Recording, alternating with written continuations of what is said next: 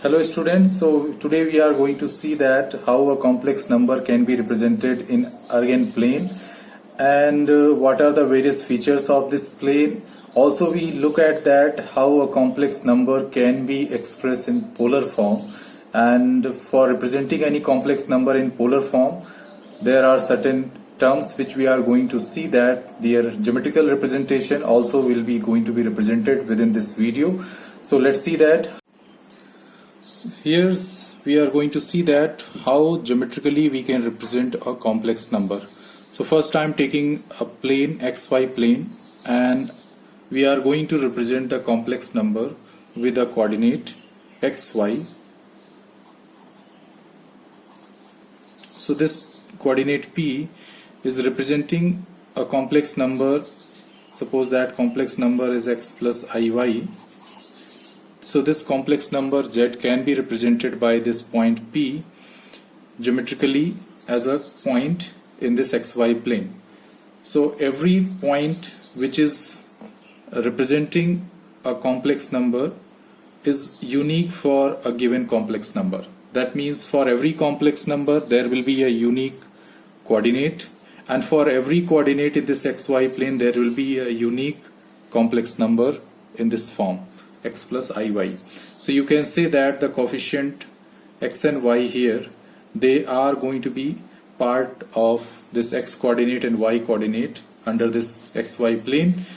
So ultimately we can say that every complex number is represented geometrically by some unique point x comma y type. So one more way we can say that there is a one-to-one correspondence between the complex number and the plane points. Means here coordinates points, whatever they are giving, they are all having the one-to-one correspondence with the given.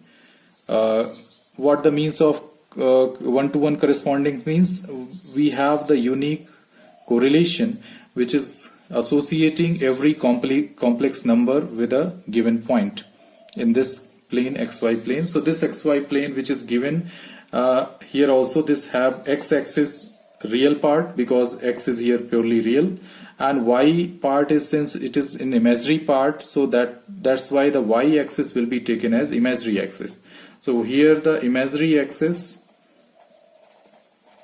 is your y-axis and your x-axis is your real axis. Okay.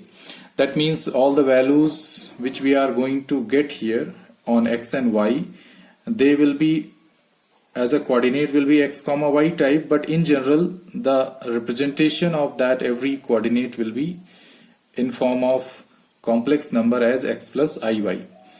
So we can say that this xy plane is much different than those plane which you have studied in class 10th up to coordinate geometry part, where you have been representing x and y, both were going to be real axis. So every coordinate were your real parts. So here it is your real part, but it is your imaginary parts. So ultimately any point you are choosing randomly, suppose that if we have here 2, 3, so if it is Argand plane, that means your xy plane which is representing the complex number, so which is known as Argand plane. It is also known as complex plane also, or even Gaussian plane also, by on the great mathematician name Gauss. It also has been named as Gaussian plane. So Argand plane is the more common name, or you can say also the complex plane. So in this plane, any point you are choosing, so in that one part is your real part and one part is your imaginary part. If I am taking any point 2, 3, that means this complex number can be represented as z is equal to 2 plus 3i. Okay, that means every point in this plane is associated with certain complex number, where only imaginary and complex number, imaginary and real parts are visible to us. I is not going to be written here, but indirectly I is associated with this value of y. Okay. So I hope this representation of any complex number as a coordinate is clear. Now if any coordinate is represented, suppose that that point P is representing this coordinate x plus iy. So the distance of this P from this origin, distance of this P point from this origin O, this distance will be represented by a mod z, or which also known as the modulus of the complex number, whose value you already have studied recently, that is under root x square plus y square. This also is going to be represented by a small letter r, so which is known as the modulus of complex number, or it is also going to give you, you can say, geometrically we can say that every complex number has a magnitude of a distance from the origin that is going to be called as the modulus of complex number. And this particular line OP, this line segment OP, which is going to make a certain angle with positive x-axis direction, whatever the anti-clockwise angle is made for this point OP, this line OP, that particular angle will be known as your argument. Okay, so this term argument means the angle from positive x-axis direction, that means anti-clockwise, for the line joining the complex number point from the origin.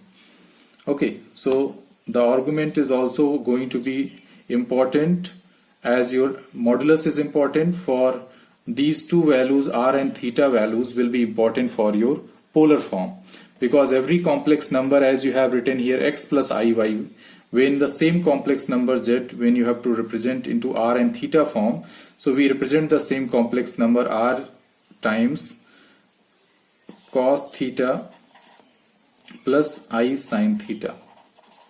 So this form, which is known as your polar form, so polar form is simply a same complex number representing into r and theta form, where r is the modulus, that means the geometrically, if we say that the distance of that complex point, number point from the origin, and the theta, which is known as argument, is the positive x-axis we take as a baseline from where we take the angle of that OP. So this angle is generally going to be taken from 0 to 2 pi, means it can be anywhere in any quadrant. Suppose you are choosing any coordinate here, and that coordinate is, suppose that minus 2 comma, suppose that it is minus 4 comma 2. So this minus 4 comma 2 point basically means your this particular complex number is your minus 4 plus 2i. And for this coordinate we can join this with the origin, and the modulus we can easily calculate, which is the value of r. So r is equal to modulus of z, that is going to be under root minus 4 square will be 16 plus 2 square will be 4, so it is going to be under root 20, or you can also write it down 2 root 5. Okay, so 2 root 5 is your value of mod z, which is also known as r.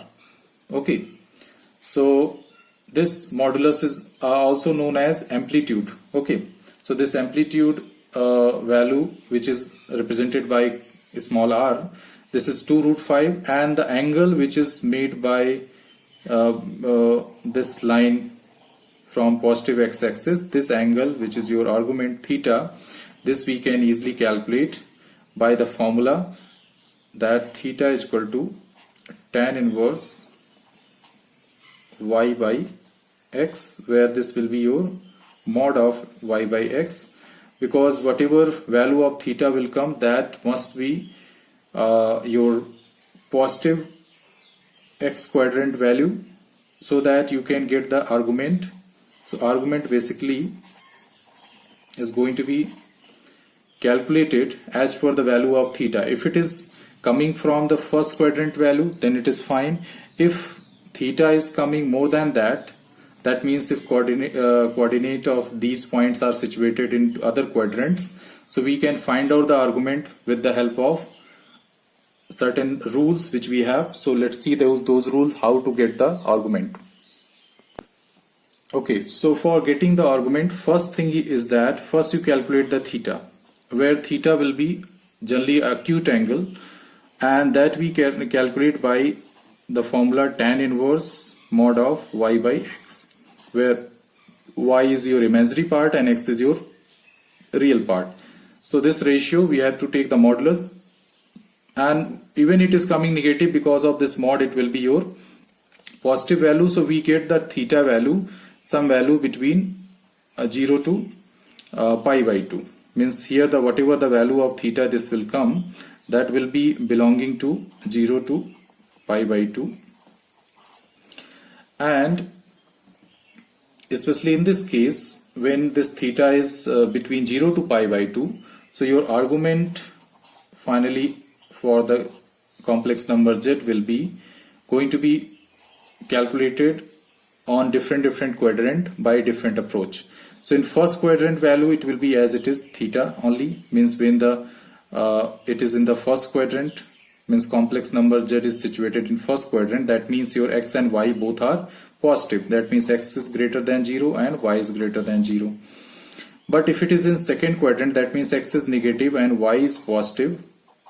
In that situation it will be your pi minus theta, and when your x is negative and y is also negative, that means both are negative, that means third quadrant, so it will be your pi plus theta. And when your x is positive and y is negative, that means fourth quadrant, so it will be giving the value, argument of z will be 2 pi minus theta. So ultimately whatever this result will come as per their quadrant, that will be known as your argument of that z. Geometrically the meaning of argument is the angular rotation with the positive x-axis direction anti-clockwise for any given complex number. So this is also unique for that given complex number, because we generally take the argument value between the interval from 0 to 2 pi. So argument generally will be taken under this only. That's why these categories we have made, so that none of the values of theta should go beyond 2 pi or less than 0. Okay, so we calculate the any of the complex numbers argument and modulus, so we can easily get the polar forms, because we have expressed in the previous page that polar form of any complex number z can be represented as r times cos theta plus I sin theta. So where r and theta are representing your modulus and argument of that complex number, and then we can get this polar form for the given complex number. So let's see some example how to convert any given complex number which is in a plus ib form into polar form. Okay, so one of the complex number, if it is given -1 plus root 3i, and if we have to convert this into polar form, so what are the procedure we have to do? First we have to calculate the value of r. We know that r is basically the modulus of z, which we can calculate by under root -1 square plus root 3 square.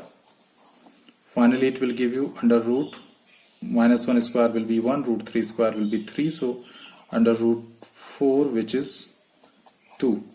So your value of r is coming 2 as modulus for the given complex number. Now we need to calculate the value of theta, that means argument.